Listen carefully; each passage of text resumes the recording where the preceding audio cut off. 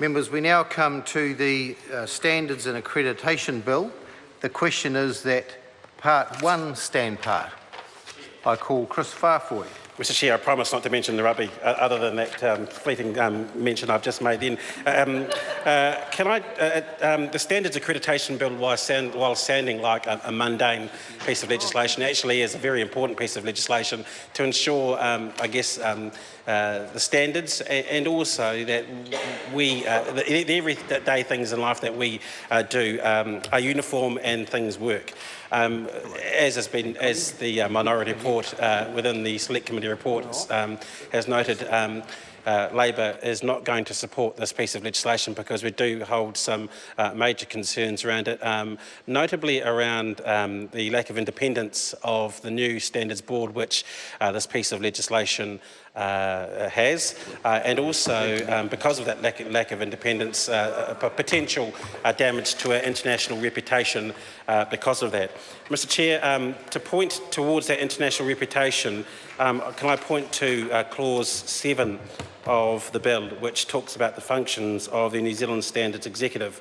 And if you can allow me to just read A and B of that, Mr Chair, the functions of the new executive are to assume responsibility for New Zealand membership of international standards organisations, including the International Organisation for Standardisation and the International Electrotechnical Commission, and B, to ensure New Zealand's attendance and representation at meetings of the international standards organisations.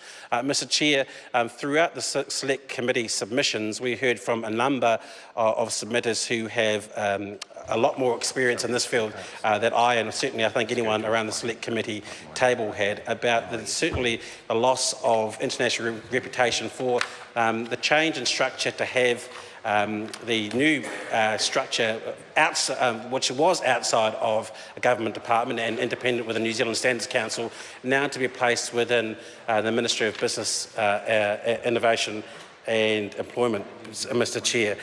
One of those submitters was a woman by the name of Diane Bagley, who has been a member of the Joint New Zealand-Australia Committee around standards now for 20 years, so someone with immense experience in this area.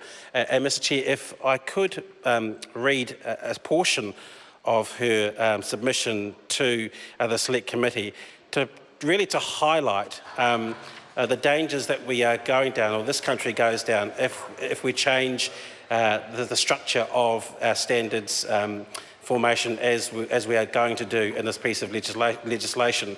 Mr Chair, Diane Bagley said in her submission that she opposed the disestablishment of the New Zealand Standards Council and Standards New Zealand. She did not consider that the provisions that are set out for the establishment of the functions within MB can adequately control the risks associated with the new structure, whether to the management of standards development or the reputation of New Zealand in the international standards community. I'll just read that last bit out again, Mr Chair, and that is around the reputation of New Zealand in the international standards community. She went on to say, Mr Chair, that the model proposed in the bill, if realised, might even be used as an example by countries without robust government systems with undesirable results. She says, Mr Chair, New Zealand is well respected in the international standards community, and an argument that New Zealand does it this way could be influential. Mr Chair, we would have hoped that maybe the government members on the Select Committee may have fed some of this feedback from the submitters to the Minister, and maybe that's one question that I will pose to the Minister now, whether they seriously did ponder whether the structure as it stands now was the correct one. MB itself is becoming a rather large government department, and whether or not it is making the right decisions need to be questioned given some of the recent headlines around that department. But certainly when we're looking at the functions of our Standards Council being morphed into MB, we certainly have some serious reservations about that. Mr Chair, I'd like to draw on another submission at the Select Committee, and that is by another woman called Patricia Cunniff.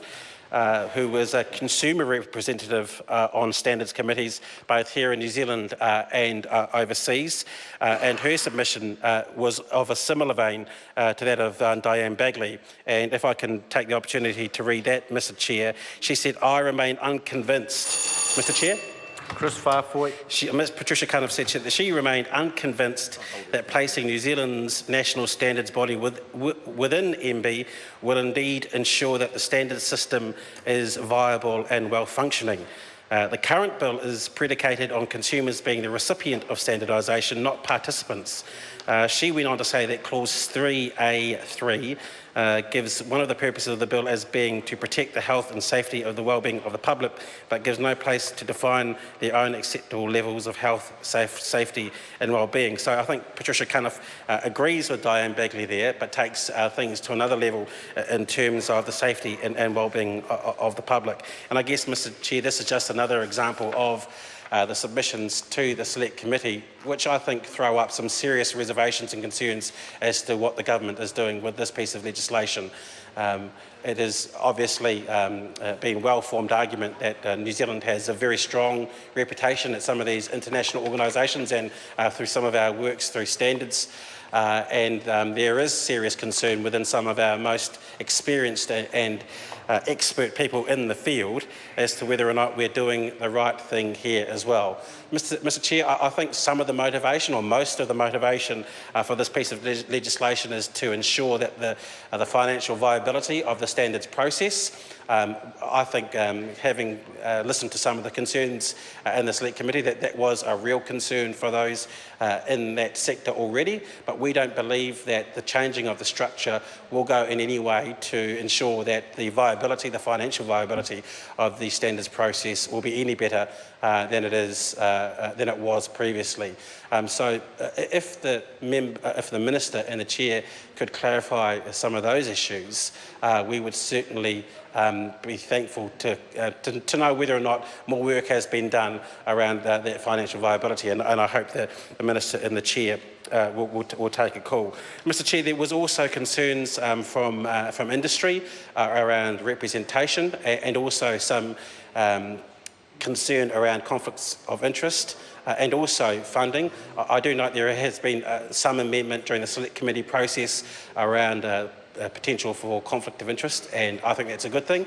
Whether or not that has gone far enough is still a question mark, and maybe that's something that the Minister can address as well. But I believe that there are people who are working, especially in our trades, and who are very concerned about what the bill proposed at the beginning of the Select Committee process, and might still have share those concerns at the moment. I guess another one who came through the Select Committee process was the Institute of Professional Engineers, Consulting Engineers, Incorporated Architects and Public Works Engineers, a body that I don't think I would certainly have too many arguments with around technical aspects of their work. And their submission, Mr. Chair, went to say that they believe that industry consultation was vital to ensure that a prioritised program of work was appropriate. This will also ensure the continued buy-in and contribution by the key industry players. They wanted to ensure that industry be a mandatory requirement under the bill. I believe some of that may have been addressed, Mr. Chair, but I'm not sure if that has been addressed in its entirety. So hopefully that is something that the Minister might be able to answer if he does decide to take a call at this committee stage. Anyone?